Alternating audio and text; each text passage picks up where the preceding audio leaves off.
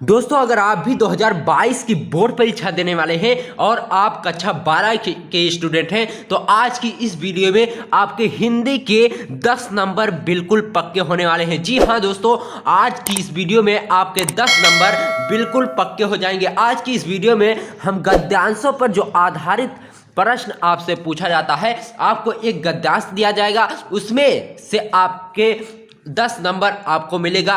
5 प्रश्न होंगे, छोटे छोटे प्रश्न, और उसी गद्यांश में से आपको छांट कर उन प्रश्नों का उत्तर देना होगा। आज की इस वीडियो में यही टॉपिक हम आपको ट्रिक के साथ बताएंगे। तो बहुत बहुत स्वागत है दोस्तों आपका अपने यूट्यूब चैनल साकिब क्लास में। दोस्तों आज की इस वीडियो में जो चीज़ें हम आपको बताएंगे ये आपको इस तरह से आपको कोई नहीं बताएगा, और 10 नंबर आपको जरूर मिलेंगे यूपी बोर्ड 2022 की परीक्षा में। तो चलिए शुरू करते हैं बिना समय गवाते हुए हम आज की इस वीडियो को।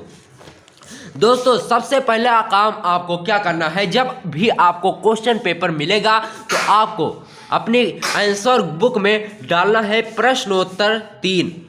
प्रश्नोत्तर 3 में ही आपसे गद्यांश पूछा जाता है। सबसे पहले आपको गद्यांश को पढ़ लेना है बहुत ही अच्छे तरीके से। जब आप गद्यांश को पढ़ेंगे तभी आप उन 5 प्रश्नों का उत्तर दे पाएंगे, आसानी से आप दे ले जाएंगे अगर आप गद्यांश को अच्छे तरीके से पढ़ते हैं। तो चलिए हम पहले पढ़ते हैं गद्यांश को।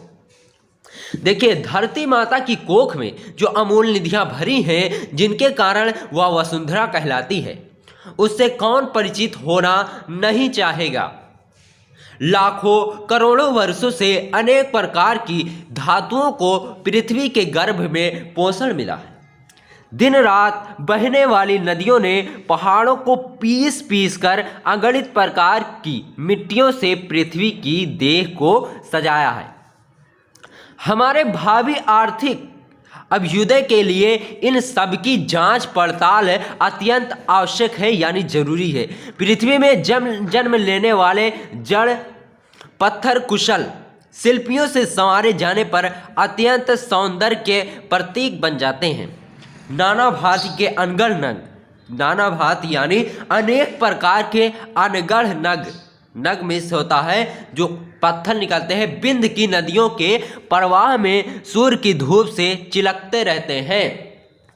उसके बाद आगे है दोस्तों, जो रेखांकित किया हुआ है उनको जब चतुर कारीगर पहलदार कटाव पर लाते हैं तब उनके प्रत्येक घाट से एक नई शोभा और सुंदरता फूट पड़ती है, वह अनमोल हो जाते हैं। जी हाँ दोस्तों, इस तरह से आपको ध्यान से गद्यांश को पढ़ लेना है।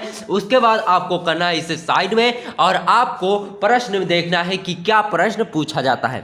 अब देखिए, पहला प्रश्न है दोस्तों, अमूल्य निधियां कहाँ भरी हुई हैं। तो हमने पहले ही पढ़ा था, धरती माता की कोख में अमूल्य निधियां भरी हुई हैं। तो सिंपली आप यहाँ पर लिख देंगे अमूल्य निधियां धरती माता की कोख में भरी है।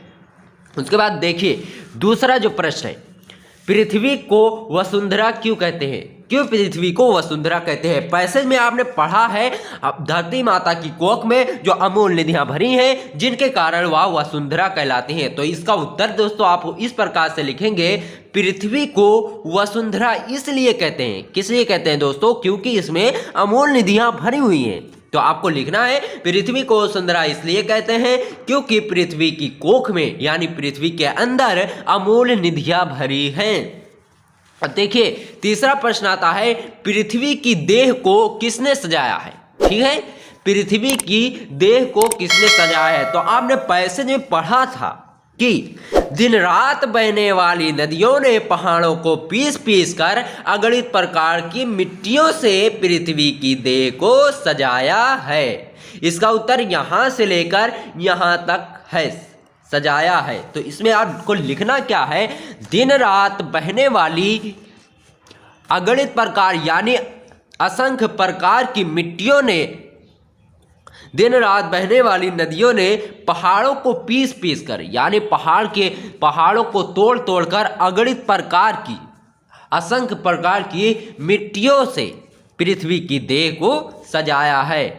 पृथ्वी की देह को सजाया है, यानी पृथ्वी को हरा भरा किया है। दोस्तों अगर ऊपरी सतह पर पृथ्वी की मिट्टी ना होती तो ये हरियाली जो आज होती है ये हरियाली कभी ना होती। तो इसलिए इस क्वेश्चन में आप इस तरह से लिख लेंगे। इतना क्लियर है दोस्तों। चलिए हम बढ़ते हैं अगले प्रश्न की तरफ।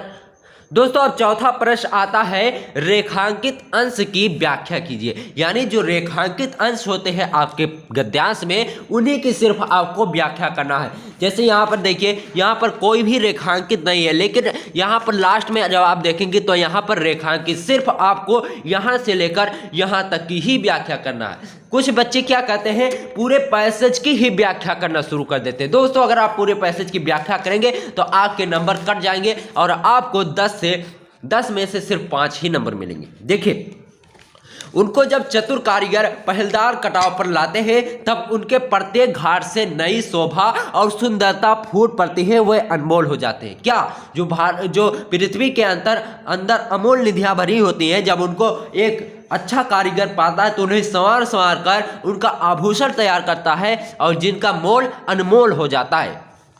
तो देखिए इसमें आपको लिखना क्या है, जब पृथ्वी के अंदर की धातुओं को एक अच्छे होनहार कारीगर उन्हें आभूषण में तैयार करते हैं तो वह हर तरफ से सुंदर और चमकदार दिखाई देती है और उनकी कीमत बहुत बढ़ जाती है, यानी वो अनमोल हो जाते हैं।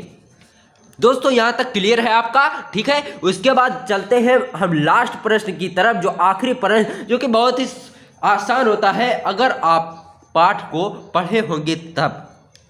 देखिए, पाठ का शीर्षक और लेखक का नाम लिखिए। कहीं कहीं पर होता है गद्यांश का शीर्षक और लेखक का नाम लिखिए। बात एक ही है दोस्तों, इसमें आपको लिखना है प्रस्तुत पाठ का शीर्षक। अगर यहाँ पर गद्यांश होता तो यहाँ पर आप गद्यांश करते, जहाँ पर हमने पाठ लिखा है। तो यहाँ पर आपको लिखना है प्रस्तुत पाठ का शीर्षक, राष्ट्र का स्वरूप और वासुदेव शरण अग्रवाल।